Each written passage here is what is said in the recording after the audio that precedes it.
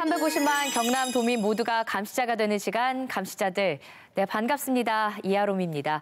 우리 지역의 크고 작은 이슈와 정책들을 꼼꼼히 감시하고 우리가 바로 이 지역의 주인임을 확인하는 시간입니다. 오늘도 함께할 네 분의 대표 감시자들 먼저 인사 나누겠습니다. 어서 오세요. 네, 안녕하세요. 반갑습니다. 새로운 얼굴을 먼저 좀 소개해드리겠습니다. 바른지역언론연대 감사 하병주 기자 함께합니다. 안녕하세요. 네, 반갑습니다. 네, 반갑습니다. 그 10년 넘게 지역 신문을 발행하고 있다고 들었습니다. 네. 어떠세요? 좀 어려울 점도 있을 것 같은데요. 네네.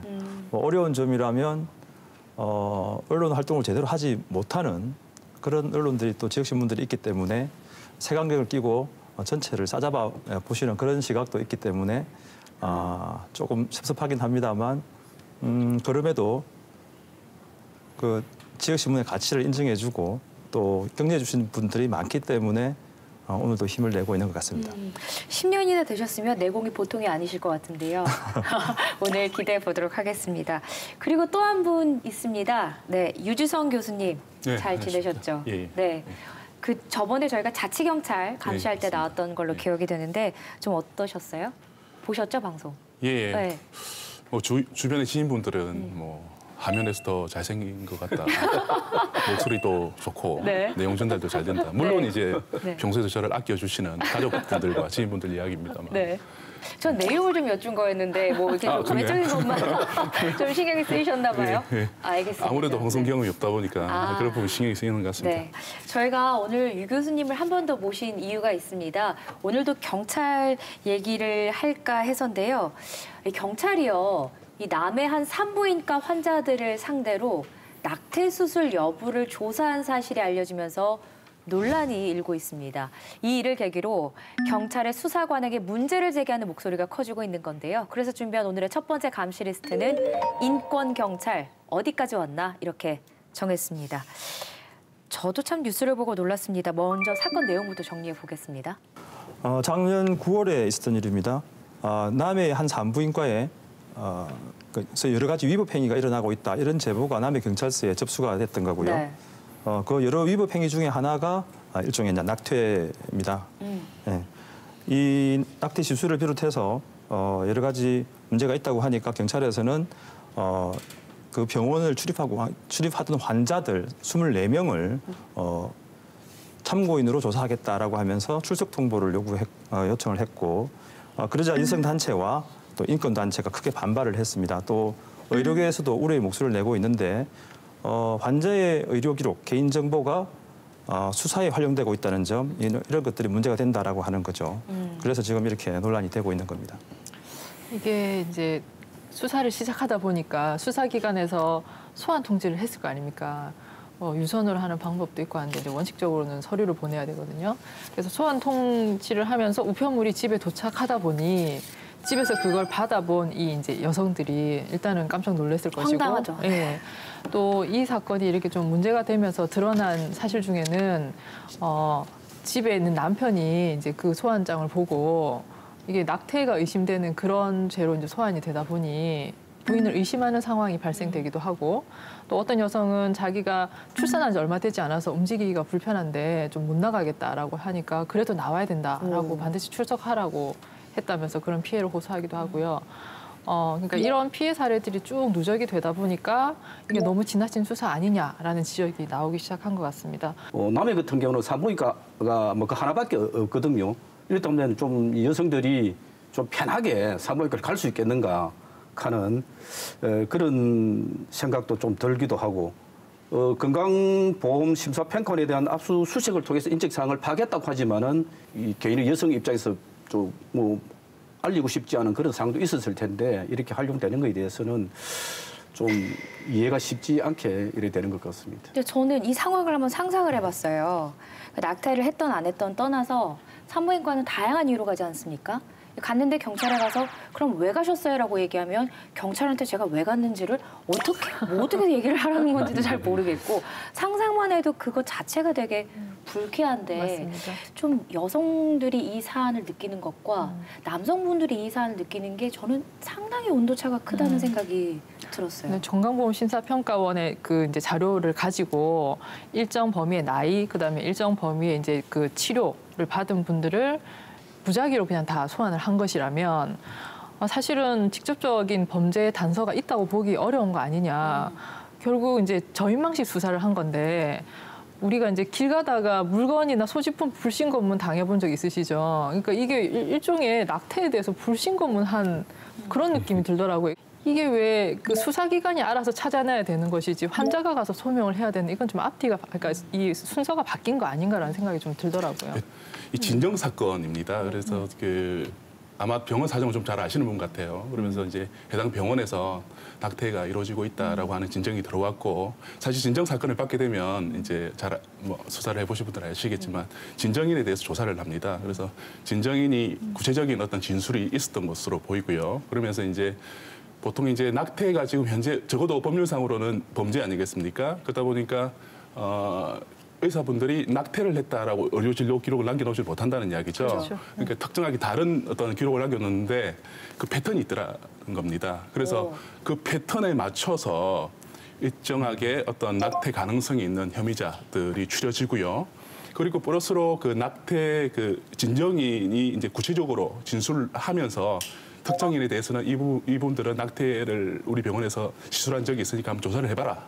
라는 진술까지 있었던 것으로 보입니다. 아, 진정을 넣은 분이요? 예. 그래서 이제 그런 진정으로 획득된 진술 증거를 바탕으로 해서 이를 확인해 나가는 과정에서 이제 여러 가지 어떤 참고인들을 불러서 이제 진술을 들으려고 했던 것이고요. 그리고 그와 관련해서 여러 가지 어떤 정보들, 물론 이제 병원 진료에 관련된 정보들은 굉장히 민감한 정보이긴 합니다만 수사의 필요성에 따라서 또 일정 부분 또 해야 되겠죠.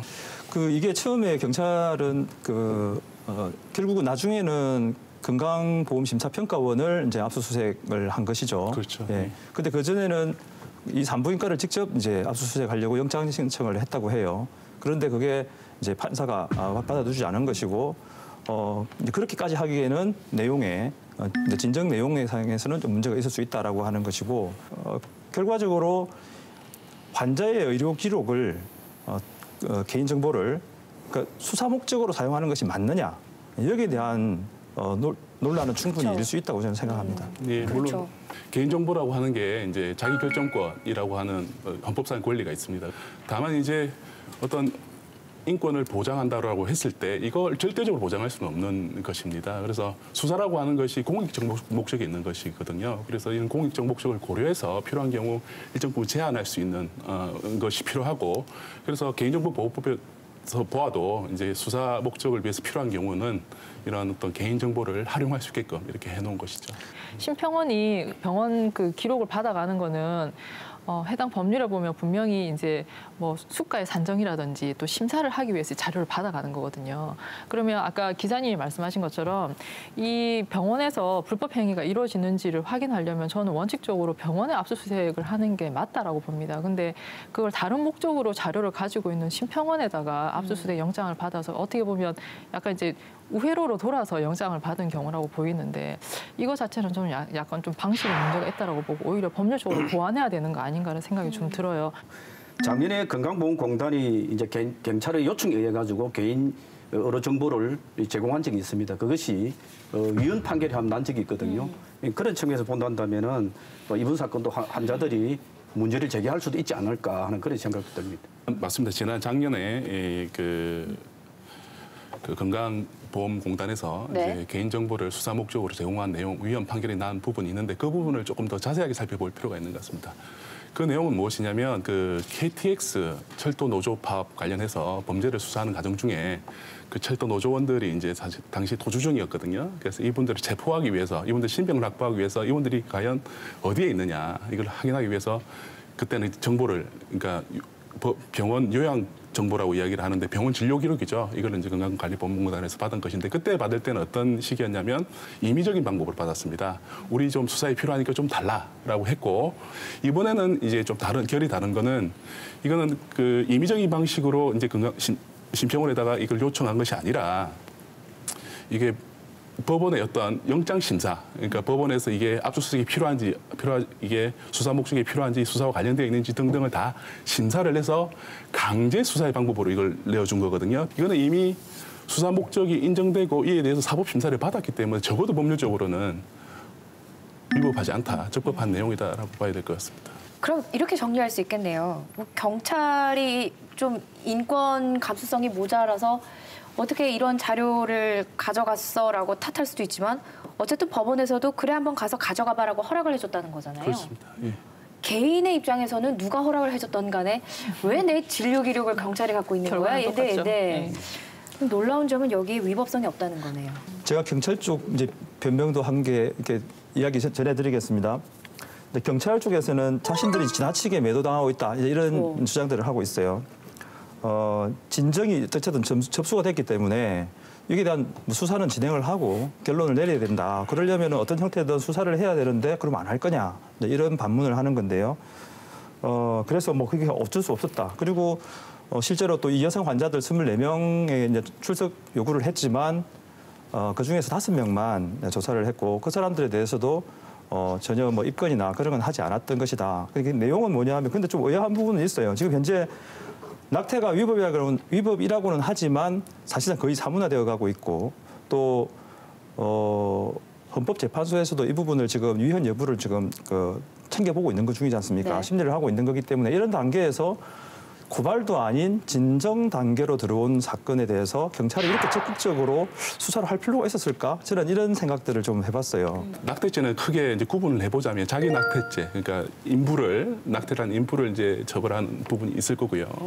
그 인부를 도와서 동의를 받아서 낙태를 해준 의사를 처벌하는 그런 죄들이 있을 겁니다. 그래서 지금 현재 그 자기 낙태죄 부분에 대해서는 사실은 처벌이 안 된 거죠. 그러니까 처벌을 보류해 놓고 있는 겁니다. 네. 무슨 말이냐면 이 24명 중에 5명 정도에 대해서는 낙태를 했다라고 하는 사실이 특정이 되거든요. 그럼에도 불구하고 이분들을 이제 처벌하지 않겠다, 기소하지 않겠다라고 이제 검찰과 협의해서 이렇게 정해 놓은 것이고 그 이유는 뭘까라고 보면 이제 말씀드렸다시피 낙태죄가 사실상 이제 여러 가지 어떤 우리 사회에서 폐지 움직임이 있고 헌법재판소에서도 지금 위헌 심사가 계류 중이고 사실은 굉장히 사문화되어 있는 조직. 사실 조문입니다. 네. 그러다 보니까 처벌을 하지 않게 되는 것인데 그래서 보면 이제 이분들을 피의자로 이렇게 입건을 한 게 아니라 뭘로 불렀냐면 참고인으로 조사를 하게 된 참고인이라고 하는 말은 수사에 참고할 만한 내용을 알려주시는 거거든요.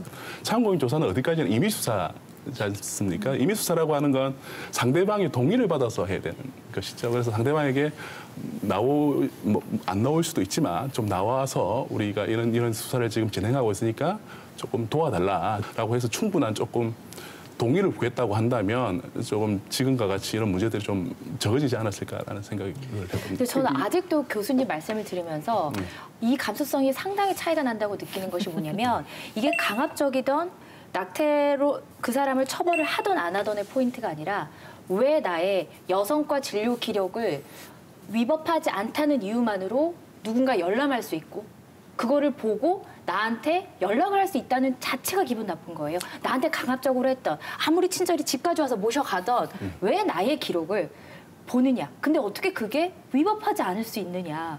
그게 이제 많은 분들이 여성분이 황당해하는 점이 그거거든요. 그 교수님 말씀하신 그 참고인 조사를 했다라는 부분에서 오히려 더 좀 이게 의문이 드는 게 기본적으로 참고인으로 불려가셨던 여성분들에 대한 진료 기록도 확보를 해 있었던 상태잖아요. 그러면 피의자가 아니고 처음부터 참고인으로 할 사람들의 진료 기록은 왜 열어봤느냐. 그 부분도 저는 굉장히 잘못됐다고 생각이 되거든요. 지금 이하로마 아나운서께서 말씀하시는 부분도 이게 쉽게 말해서 이 사람이 피의자가 될지 참고인이 될지 일단 모르는 상태에서 다 열어갔다라는 거잖아요. 이게 너무 지나치다라는 거죠. 공권력이 지나치게 많은 개인정보를 쉽게 확보했다는 점에 대해서는 분명히 이 여성분들이 황당함을 느꼈을 겁니다. 굉장히. 그러니까 이 문제를 자꾸 이제 여성 할 필요는 저는 없다고 생각해요. 남성들도 여러 가지 의료 기록들이 있을 수 있지 않습니까? 네. 과연 의료 기록이 그 수사 목적에 맞는 수사로 활용하라고 기록되어 있는 것이냐? 그건 아니란 얘기죠. 그러니까 거기에 대한 근본적인 문제 제기가 지금 좀 들어가야 하는 게 더 적당하다는 생각이 들어요. 오늘 저희가 꺼내고 싶은 얘기는 이것뿐만이 아닙니다. 그 비슷한 시기에요. 김해에서도 과잉 수사 논란이 있었는데요. 경찰 조사를 받은 간호조무사가 억울해서 스스로 목숨을 끊었던 그런 네. 일이 있었어요.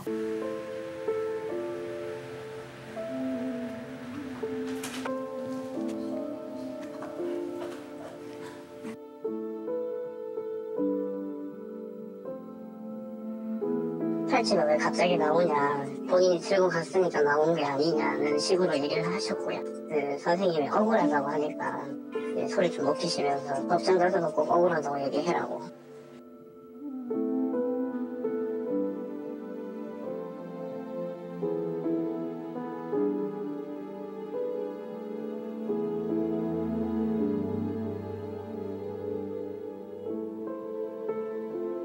결과적으로 볼 때 이제 이분이 이제 사망을 하였기 때문에 이게 이제 문제가 되고 이제 언론에 뭐 될 뿐이지, 사실 이게 과정 자체는 저희들이 별 뭐 문제가 없는 그런 상황입니다. 이 사안 같은 경우에는 지금 뭐 범인이 누구인지는 모르겠습니다만 기본적으로 확인되는 팩트는 경찰이 이 이제 고인이 되신 분의 직장에 와가지고 직장 동료들이 다 보는 앞에서 단정적으로 범인이라고 거의 얘기를 했고, 뭐 억울한 거 있으면 법정에 가서 이제 얘기하라는 식으로 말을 던지고 갔다라고 하면 거기 직장에서 일하고 있는 다른 동료들이 볼 때는 분명히 범인이 맞을 것 같다라는 생각을 할 수밖에 없는 상황이었을 거라는 거죠. 그러면 저는 이분이 실제 범인인지 아닌지에 대해서는 모르겠습니다만 만약에 실제 진범이 맞다 하더라도 그 수사기관이나 조사받는 장소가 아닌 그 사람이 생활하는 또는 직장 생활을 하는 그곳에서 이 사람이 절도범이라고 경찰이 와서 낙인을 찍을 권리는 전혀 없는 거거든요. 네. 게다가 우리 형사소송법은 확정 판결을 받기 전까지는 당연히 무죄 추정을 받는데 이제 수사 단계에서 벌써 이 사람을 낙인을 찍어버리는 것은 형사소송법의 대원칙하고도 전혀 맞지 않는 수사 방식이었다라는 거죠. 조금 언론에 나와 있는 내용과 조금 틀린 부분이 있는 것 같습니다. 그 부분에 대해서 제가 좀 전달을 해드려야 될 것 같아가지고 이제 말씀을 드리자면, 이 간호조무사 하셨던 그분께서는 계속 지속적으로 이제 범행을 이제 부인을 하셨단 말이죠. 그러다 보니까 이제 그 경찰의 어떤 수사 방법 중에 이제 실황 조사라고 해서 현장으로 가서 현장에서 이제 조사를 해보는 게 있습니다. 네. 그래서 그때 당시 어떤 그 피의자분의 진술이나 그 상황이 과연 그 현장에서 한번 비교를 해보는 것이죠. 이게 과연 이게 피의자 진술대로 그렇게 상황이 일어날 수 있는 것인가라고 하는 걸 한번 현장 가서 재현을 해보는 거군요. 그렇죠. 예, 네. 그 상황이었고요. 제가 보니까 그 상황이었고 그 상황에 있어서 이제 그 병원을 찾아갔겠죠. 찾아가가지고 그 병원 그 당시에 그 보면 초음파실이라고 이제 이야기를 하는데 그 초음파실 내에서는 이제 그 해당 경찰관과 그 피의자분만 계셨던 거죠. 네. 그래서 뭐 우리가 언론에서 보듯이 보던 사람들이 보는 앞에서 이 사람이 병인입니다 이렇게 했던 것이 아니라 이제 그 있는 와중에 이렇게 현장 검증을 하던 와중에 이런저런 이야기가 있었겠죠. 다만 이제 그게 병원이고 또 여성과 있다 보니까 문을 약간 열어놨다라고 이야기를 하더라고. 문을 완전히 닫아놓지 않고. 그러다 보니까 지나가다가 이런 목소리들이 새어나가서 주변에서 들을 수 있었겠다라는 이야기를 했었습니다. 그래서 제가 볼 때는 뭐 물론 이제 고인이 되신 분께 굉장히 애도를 표합니다만 이런 평범하게 살아오시던 분이 갑자기 어떤 수사 과정에 놓이게 되고 수사 단계에서 이런 경찰로부터 집중적인 수사를 받게 되고 하다 보면 굉장히 심리적인 부담감을 많이 받거든요. 그 과정에서 이제 극단적인 선택을 하신 거 아닌가라는 생각이 듭니다. 예. 그런데 제가 거기서 반박을 해드리고 싶은 건 그 목격자 인터뷰가 있었는데 예. 병원 동료가 제가 한 뉴스에서는 병원 동료가 나와서 저희도 그 사람인 줄 몰랐는데 경찰분이 하시는 얘기를 듣고 저희도 깜짝 놀랐다. 그러니까 누군가 병원 직원이 듣기는 들었고 그게 병원 직원들 사이에 공유는 됐던 거는 그렇습니다. 거기까지는 예. 팩트인 것 같습니다. 예.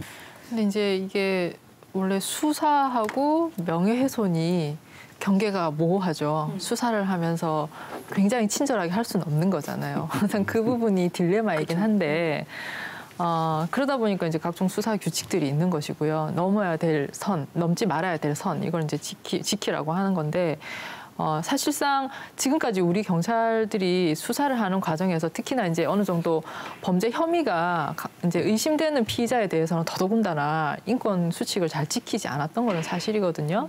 근데 이제 이런 자정의 노력으로 지금 이 해당 경찰서인 김해중 부서가 또 인권의식 높이기 위한 운동을 많이 했었어요. 이 네. 지점이 근데 그러던 와중에 또 이런 사건이 터졌다는 게 좀 아이러니하죠. 저희가 쭉 얘기를 나눠보니까 시청자분들도 공감을 하실 것 같은데 뭐 위협하지 않고 절차상 그럴 수 있고 또 이게 일부의 경찰이라는 얘기는 저희가 더욱 잘 아는 내용이겠지만 앞서 남의 산부인과 얘기에서 경찰이 문제가 되자 했다는 말이 다른 사람들은 다 이해하는데 왜 이러냐라는 반응이나 이번에 간호조무사가 김해에서 자살하고 난 뒤에 사람이 죽어서 문제가 되는 것이다라는 이런 공식적인 발언들은 정말 우리 일반 시민들과 아주 이게 동떨어져 있다는 생각이 들거든요. 인권 감수성 자체가.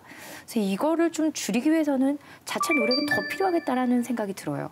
아시다시피 최근 검찰 개혁을 위해서 검경단의 수사권 조정 이야기가 있습니다. 그러다 보니까 아무래도 기존에 어떤 검사의 수사 지휘가 경찰 수사에 대한 어떤 외부적 감시 내지는 통제 장치였는데요. 이게 배제되다 보면 아무래도 감시가 조금 느슨해지겠죠. 그러다 보니까 이제 정부에서는 우선 경찰이 인권을 어떻게 구현할 수 있는 경찰이 될지 좀 준비해달라라는 요청이 있었고 경찰개혁위원회에서는 여러 가지 인권 경찰이 되기 위한 안들을 제시하고 있습니다.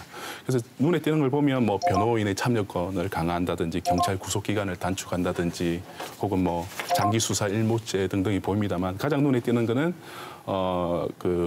경찰 인권 침해 방지 기구로서 옴부즈만 제도를 네. 둔다는 겁니다. 옴부즈만 제도라고 하는 것은 기존의 어떤 경찰의 어떤 여러 가지 어떤 비위나 문제들을 이제 경찰 자체 내 감찰을 통해서 해결을 했는데 이 옴부즈만 제도는 어떤 독립적 기구로서 시민, 전문가가 옴부즈만이 되고 그게 조직을 만들어서 경찰의 어떤 인권 침해 상황이나 여러 가지 비위 사항들을 감시하겠다는 것이거든요. 그러다 보니까 이런 부분들이 다 잘 조금 실현이 된다면 아무래도 시민사회의 어떤 감시자로서의 역할이 훨씬 더 커지겠죠. 네, 네. 수사 단계에서의 인권 침해를 방지하는 쪽으로 계속 제도가 개선돼 가고 있는 것은 맞는 것 같고요. 근데 저희가 현장에 가보면 이런 이제 규칙이 제정되고 나서 현장에서 실무자분들이 이걸 완전히 인지하고 그거를 받아들이는데 상당히 좀 시간이 걸리는 게 문제입니다.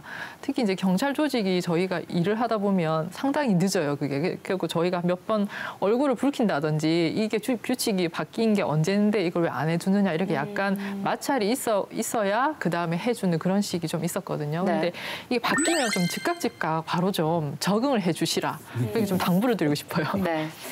참 인권 보호는 시대 정신이고 또 경찰이 존재하는 이유일 겁니다. 인권 친화적인 조직이 되겠다는 이 경찰의 다짐이 헛된 구호가 되지 않길 바라겠습니다. 저도 시민과 같은 눈높이에서 경찰의 행보를 지켜보도록 하겠습니다.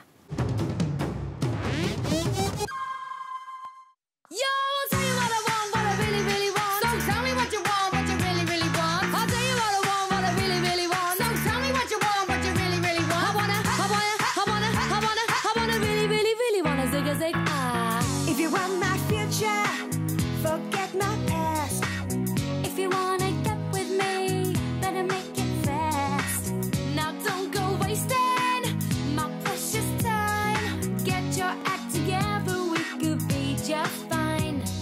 I'll tell you what I want, what I really, really want. So tell me what you want, what you really, really want. I wanna really, really, really wanna say, if you wanna be my lover, you gotta get with my friends. Make it last forever. Friendship never ends. 네, 지금 시간이면 아마 집에서 감시자들 시청하고 계실 것 같습니다. 이렇게 집에서 텔레비전도 보고 좀 쉬기도 하고 그런 거 생각하면 집이 우리 삶에 미치는 영향이 참 크다는 생각이 드는데요. 집과 관련된 이야기를 좀 이어가 보도록 하겠습니다. 먼저 새롭게 오신 대표 감시자 한번 소개해드리죠. 창원대 건축학과 유진성 교수님 함께합니다. 어서 오세요. 네, 반갑습니다. 네, 교수님은 어디 살고 계세요? 주택에 살고 있습니다. 주택이에요? 네. 저는 아파트에 살고 있어요. 아파트. 저도 아파트. 저는 주택. 주택. 네. 아파트. 아파트요. 아, 맞네요, 비율이. 제가 그다음 멘트가 뭐였냐면 한국인의 그 주거 비율을 따져봤더니 10명 중에 6명은 현재 아파트에 살고 있다고 합니다. 거의 비슷한 것 같은데요. 한국에서 뭐 참 외국인들이 보면 어떻게 이 나라는 이렇게 아파트가 많아라고 놀란다고 하는데 아파트의 의미를 좀 여쭤볼까요? 건축가 교수님께 좀 여쭤볼까요? 네. 제 아파트 의미 말씀드리기 전에 저도 제가 직접 설계하고 시공한 집에서 살고 있는데 아, 네. 주택에 살고 있어요. 근데 그 조그만 주택에서마저도 그 소비자인 제 와이프를 만족을 못 시켜서 끊임없이 분쟁과 그래요? 스트레스를 10년 동안 받고 있습니다. 교수님이 직접 지으신 예, 맞습니다. 건데. 네, 그리고 심지어 뭐 소비자께서. 소송까지 불사 단계까지 싸워본 적도 있고. 네, 그러니 그 네. 규모가 큰 아파트는 오죽하겠습니까? 그렇죠, 그렇죠. 네. 아파트는 어떻게 보세요, 교수님? 지금 아파트 사실 좀 특이한 현상이죠. 전 세계에서 아파트가 가장 인기 있는 곳이 한국인데 보통은 서구 그 이제 선진국 같은 경우는 네. 서민들이 아파트에 살고 그다음에 이제 부가 이제 있는 분들은 테라스 하우스라든지 단독주택에서 살아요. 저희는 좀 이제 늦게 시작했지만 빠른 시간 안에 많은 물량을 제공을 할 수가 있잖아요. 뭐 이 기능이 집약체이기 때문에 이 아파트 단지 안에서 시장도 보고 문화생활도 하고 친교도 할 수 있고 이런 것들이 너무 한국 사람하고 맞는 거예요. 이제 그런 것들도 좀 있었고 또 하나는 지금 이제 아파트를 특이하게 한국 분들은 그 생활의 터전이라기보다 자산 증식의 수단으로 인식이 돼가지고 네. 마치 이제 이게 기능이 집약체다 보니까 자동차라든지 고급 그림처럼 매매하고 그 차익을 남기는 부의 증식 수단으로 이제 인지하는 게 강해서 뭐 투기의 대상이 되고 뭐 그랬죠. 그래서 한국에서 전 세계에서 한국만큼 독특한 형태로 아파트가 인식되는 것이 없습니다. 근데 아파트 이름만 봐도 그런 것 같아요. 뭐 외국에서는 서민들이 사는 곳이 아파트다 이렇게 설명해 주셨는데 우리나라는 뭐 아파트 이름만 봐도 뭐 캐슬, 궁전, 뭐 팰리스, 노블 뭐 이런 거 들어가잖아요. 네, 그것만 봐도 어떻게 인식하고 있는지 알 수 있을 것 같습니다. 저희 이렇게 아파트 얘기를 꺼낸 건요. 오늘 두 번째 감시리스트와 관련이 있어서인데요.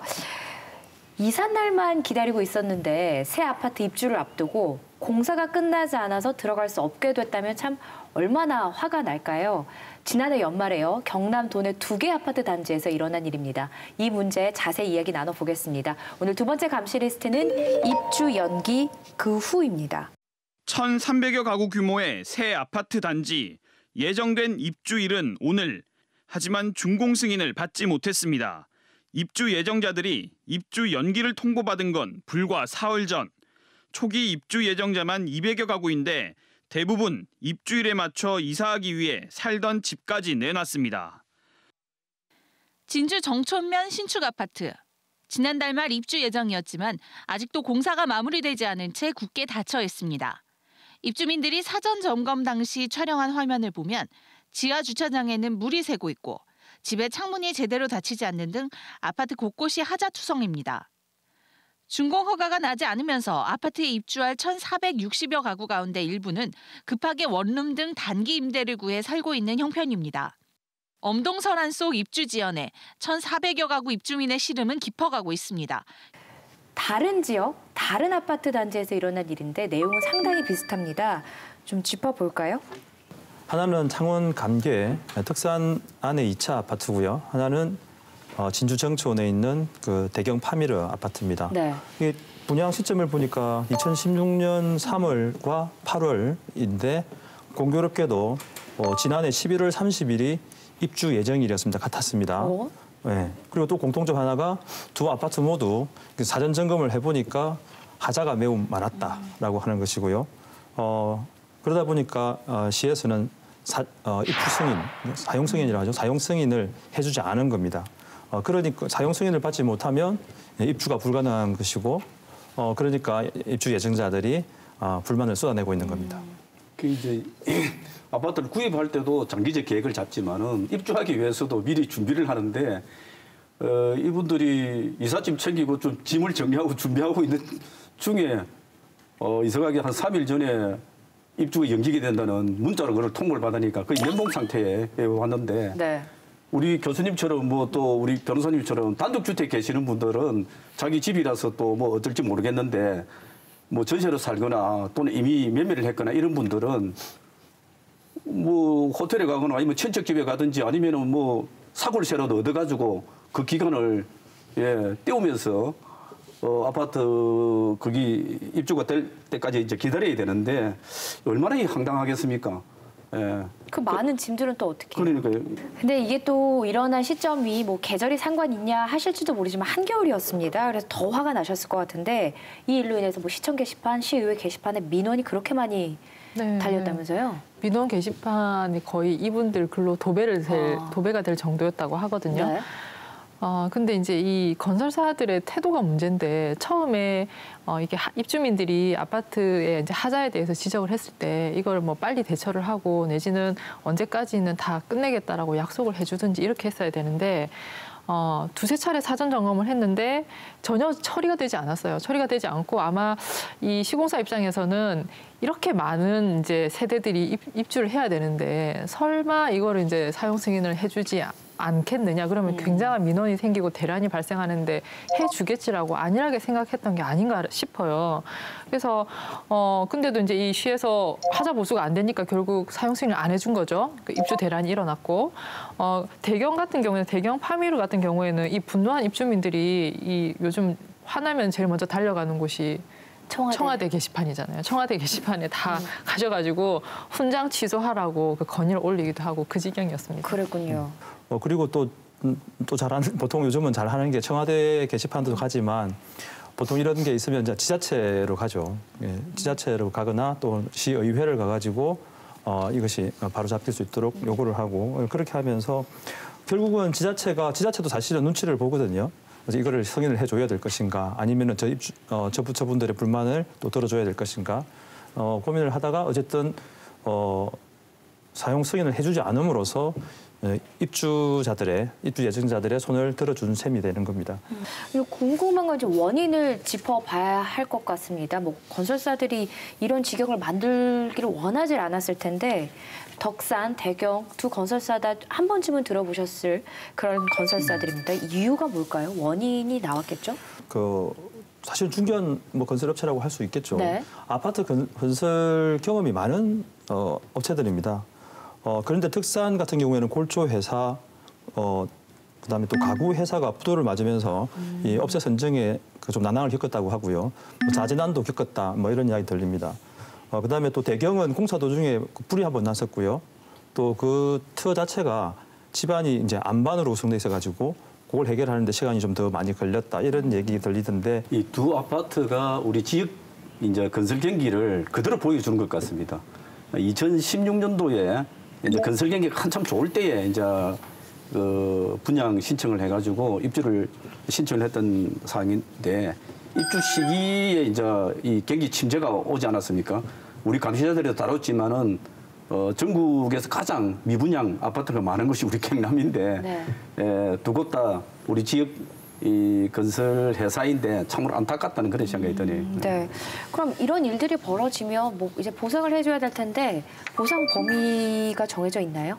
분양계약서 안에 보면 이 지체상금이라는 게 정해져 있습니다. 예를 들면 분양을 받은 사람은 내가 중도금이나 잔금을 내지 않았을 때 그 일할 계산해서 내는 이제 지연 이자가 있고 그것과 거의 동일한 이제 금액으로 시공사에서도 약속된 날짜에 이 아파트를 지어서 넘겨주지 못할 경우에 또 보상을 해주는 금액이 있습니다. 거의 비슷하게 정하는 게 상례고.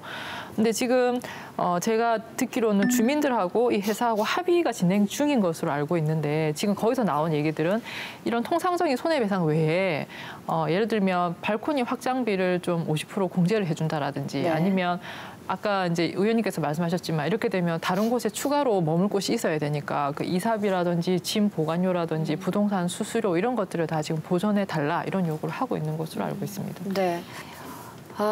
입주 연기가 된 지 이제 거의 한 달이 더 지난 상황인데요. 2018년 마지막 날에요. 감계 덕산에서는 임시 사용 승인이 내려져서 올해 초부터 입주를 시작하고 있다고 합니다. 저희가 현장에 한번 다녀왔습니다.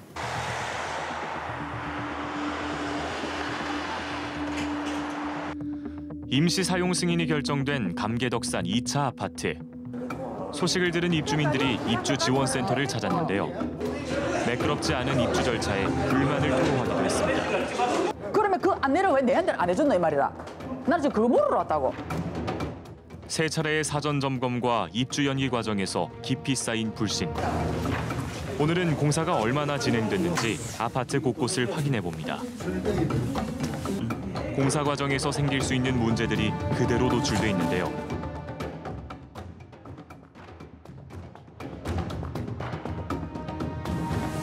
아직 마감이 안 돼 있는 것은 물론 공사가 완료되지 않은 곳도 있습니다. 임시 사용 승인이라고는 하지만 지금 당장은 입주가 불가능한 상태. 제일 첫 입주 개시일이 2018년 11월 30일이었어요. 최소 뭐 일주일이나 한 달 전이라도 통보를 해줬으면 저희가 미리 뭐 준비를 한다든지 다른 거처를 알아본다 해야 되는데 이틀 반나절 앞두고 문자로 지연됐다 와가지고 너무 황당한 거예요. 3차 사전점검까지 했어요. 그럼 1차는 그렇다고 칩시다.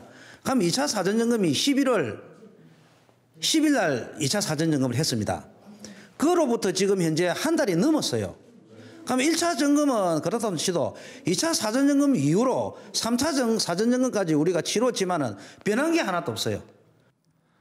덕산건설은 지역에서 착실히 아파트 건설 경험을 쌓아온 중견 업체였는데요. 왜 이렇게 공사가 늦어진 걸까요? 저희가 진행하다가 보니까 꼴조업체가 부도가 한번 났고 그다음에 가구업체가 부도가 났어요. 시스템상 지금 기존에 들어와 있는 타업 체크를 쓸 수가 없다.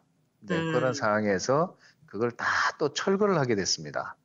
그래서 공사적으로 그 기간 손실이 좀 있었고요. 매는 맞아야지 어쩌겠습니까? 잘못된 모습을 보이시니 뭐 그거는 뭐 이 악물고 악소리 안 내고 맞아야죠. 밖으로 드러난 건 외에 다른 문제는 없는지 입주민들은 철저한 검증을 요구하고 있습니다. 분질 검수 결과 감리자들이 분질 검수한 거는 그 이제 주민들도 민원도 있고 해서 본사에서 직접 내려와서 이제 구조적인 문제는 없다. 자기들 의견은 이제 뭐 예를 들어서 내진 설계라든지 방수라든지 이런 부분에 대해서는 없다. 그렇지만 주민들이 만족할 수 없는 시공 마감 부분에 대해서는 좀 미비한 부분이 많았다. 그 점검을 했고 지시를 했습니다. 시공자한테 감리자가. 그리고 그 결과는 자기들 90% 이상이 이제 완료가 되었고 사용검사를 거부할 정도로 뭐 문제가 있다고는 판단하고 있지 않습니다. 궁금한 게 앞서 인터뷰에서 나왔는데 아니 한 달 전에라도 알려주지 왜 이틀 반나절 전에 문자를 줬었는데 이거는 왜 그렇게 되는 거예요?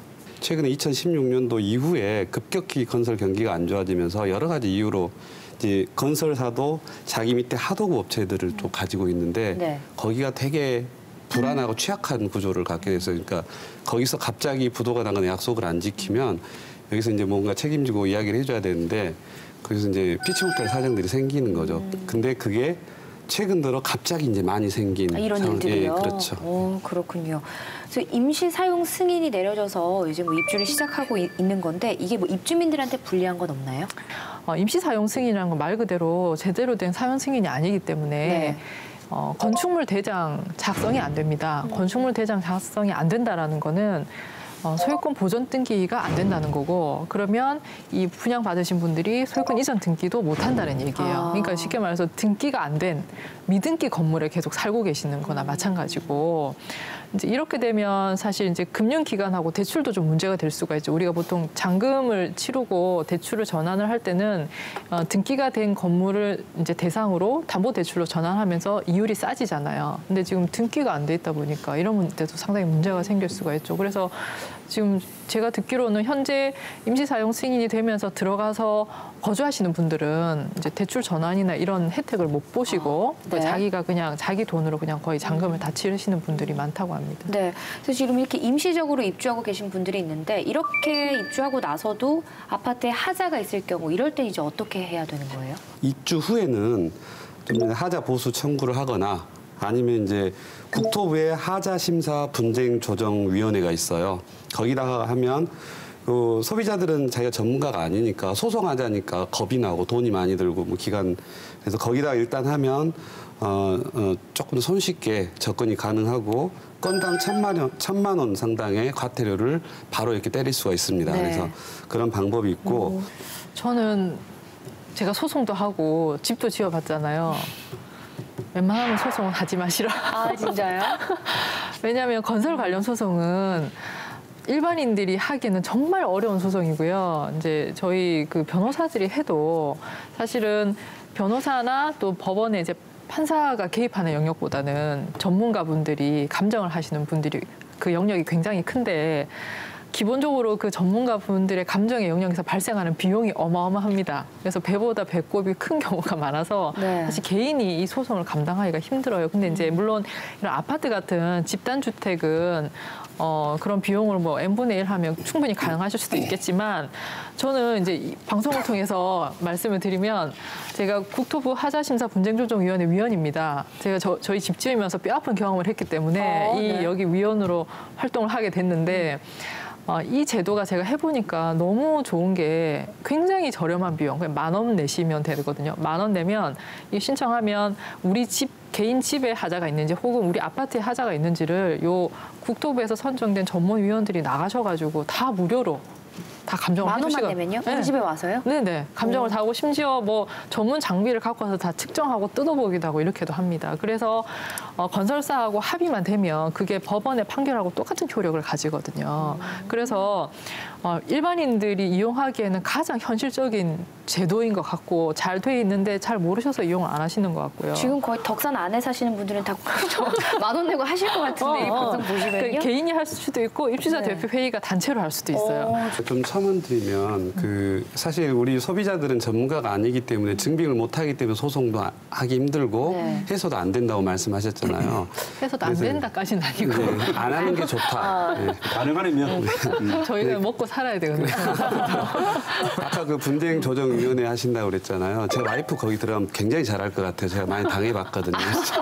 근데 그 시공 과정을 기록하는 게 좋은데 우리가 보면 이제 도면하고 시방서라고 이제 두 개가 있잖아요. 네. 그걸 철저히 해놓으면 그 공사가 거기에 따라서 이제 진행이 되고 이제 하자도 훨씬 줄어드는데 일반인들은 도면도 잘 못 읽고 하기 때문에 맞아요. 이 진행 과정을 사진을 최대한 많이 찍어 놓으시고 만약에 이제 구두로 이거 싱크대 이렇게 바꿔주기로 하지 않으셨어요 하는 것들을 녹음해 놓고 그다음에 혹시 그 그림으로 막 그려줄 거예요. 샵 드로잉이라고 그러는데 그것도 현장에서 사진을 찍어 놓으세요. 그래서 잔뜩 모아놓으면 이게 언젠가 뭐 쓰이겠지. 그냥 놓아두면 언젠가 내가 쓰는 게 아니라 전문가가 와서 이런 걸 잘 모아놓으셨네 하고 쓸 수가 있거든요. 진주 대경 파밀리는 지금 상황이 어떻습니까? 네, 지금 그 시공사와 입주민들이 조건부 합의를 했습니다. 아, 그래요? 예, 내용을 잠깐 보면 이제 법적 지체 상금을 무는 거는 당연한 거죠. 예, 당연한 거고 그 외에 정신적 피해 보상금 명목으로 630만 원을 시공사가 입주자들에게 주기로 했고 또 중도금 이자 명목으로 30만 원 했습니다. 그리고 또 아까 이야기 나온 것처럼 원래 살던 집에서 먼저 나온 사람들, 이 사람들은 지금 임시 거처에 있을 텐데 그분들에게 나중에 이사를 하게 되면 이사비 그리고 이삿짐 보관료 뭐 이것도 주기로 했습니다. 그리고 또 시공사는 미분양 세대가 지금 거기 좀 다수 있는 걸로 아는데 그 미분양 세대를 1년 안에 좀 저렴한 가격으로 할인 가격으로 매매하지 않기로 이렇게 약속을 했고요. 네. 그렇게 되면 아파트 가격에 영향을 줄 수 있으니까 그리고 또 정밀 안전 진단도 하기로 했습니다. 그 입주를 앞두고 뭐 부실 공사 또 하자 때문에 갈등을 빚고 있는 아파트가 꽤 있습니다. 2017년에는요. 통영에 있는 주영더 팰리스 아파트가 입주 지연이 됐고요. 또 가만 생각하면 부영 아파트도 사실 떠오르기는 합니다.